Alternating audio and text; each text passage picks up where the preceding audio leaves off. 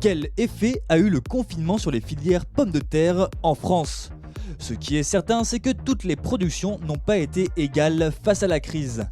Mais les acteurs de la filière sont unanimes sur un point: l'ampleur de cet événement sans précédent doit permettre de tirer des conclusions pour mieux faire face à l'avenir à une situation de crise.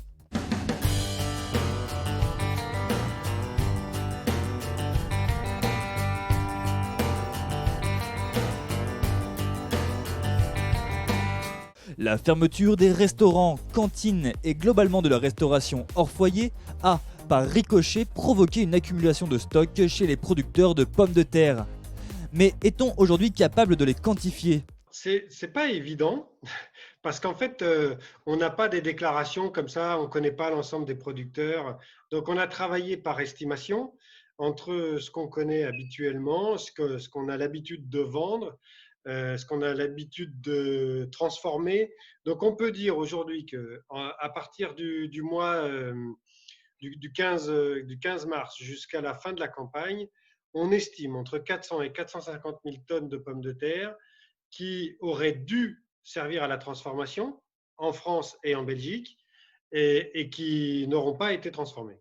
En particulier, le secteur qui est impacté, c'est celui des frites, hein, des produits surgelés. On pourra discuter des chips, il n'y a pas de problème, la purée, il n'y a pas de problème. Donc, on parle vraiment d'une problématique frites. Et dans ce cas-là, on a plus de 50% de notre consommation qui, normalement, est faite dans cette restauration hors domicile. Donc là, l'impact, il est forcément très important d'un coup.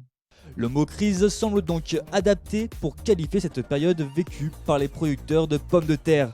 On peut dire qu'on est en crise parce que cette situation, on l'a jamais connue. Le fait de ne pas pouvoir travailler des pommes de terre qui étaient prévues pour ça. Et après, en termes de risque et d'impact, je dirais qu'aujourd'hui, il est partagé. Je vous ai dit, tout ce qui est volume contractualisé aujourd'hui, c'est l'industriel qui a honoré ses contrats, mais qui n'a pas payé les pommes de terre. Manque à gagner aujourd'hui 200 millions d'euros. Et le producteur qui a toujours une partie qui est en libre parce qu'on se couvre sur un certain tonnage hectare, mais le reste est en libre, ben, sur ces volumes-là, c'est zéro. Si on part du principe que les entreprises de transformation ont honoré leurs contrats, elles ont d'autant plus encaissé le contre-coup du confinement. Notamment les petites entreprises familiales qui pourraient avoir du mal à passer le cap. Et pour les producteurs qui conservent des stocks dans leur hangar, un dilemme se pose. Faut-il écouler son stock gratuitement auprès de filières qui en font la demande, ou faire le choix de les conserver au risque de s'exposer à des problèmes de parasitisme lorsque les hangars vont se réouvrir pour la prochaine campagne? Aujourd'hui, qu'est-ce qui inciterait un producteur à simplement dégager ses pommes de terre si elles n'ont pas d'utilisation industrielle, et il n'y en a pas? Eh ben, forcément, il faut que l'agriculteur puisse à minima trouver un minimum de rémunération pour pouvoir assurer sa rentabilité et sa résilience. On sait qu'il y a des filières qui sont en demande aujourd'hui, en tension, compte tenu des conditions météo. Il y a la filière animale. Aujourd'hui, on a eu quelques appels, des appels d'ailleurs très pressants des régions de l'Est de la France, mais aussi du nord de mon département, où la sécheresse du printemps a fait que les fourrages étaient peu présents, et donc il y a un besoin en alimentation animale, et il y a aussi un besoin en méthanisation. Pour les producteurs de plants de pommes de terre, la crise sanitaire a eu moins d'effets, mais des incertitudes subsistent. La production de plants de pommes de terre en Bretagne est exportée aux 2 tiers vers l'Afrique de l'Ouest, l'Afrique du Nord, le Proche et le Moyen-Orient.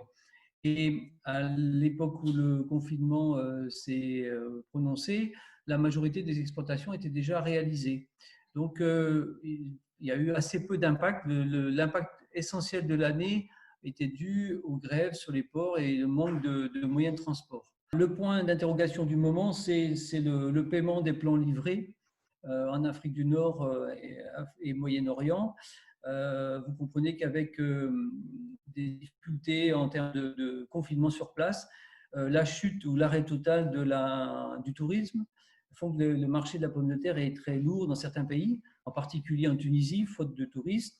Aujourd'hui, en période de post-confinement, il apparaît crucial pour le secteur de tirer les enseignements de la crise. Attention, il faut tout de même souligner qu'une certaine logistique a été assurée par la filière, ce qui a permis d'approvisionner par exemple les magasins de grande surface. Et ce n'est pas le cas pour tous les pays. Il faut bien sûr se préparer à de nouvelles crises, il faut tirer un peu les conséquences de nos difficultés. Alors la première chose, effectivement, déjà, il faut définir si c'est géré par les États ou si c'est géré par l'Europe. Pour l'instant, la chose n'a pas été tranchée, donc certains États ont pris la décision d'intervenir, la Hollande, la Belgique en particulier, et la France avait joué la carte de l'Europe, mais n'avait pas, en particulier les pays du sud de l'Europe, qui le suivaient. Une réflexion pourrait donc se mettre en place, d'autant qu'une autre menace sur la filière approche, et dont on parle beaucoup moins depuis quelques temps, le Brexit. Avec en filigrane la problématique des barrières douanières et le risque d'effondrement de l'économie britannique, alors que le Royaume-Uni est un débouché structurel de la pomme de terre française. A très vite pour un prochain numéro de J'ai la patate.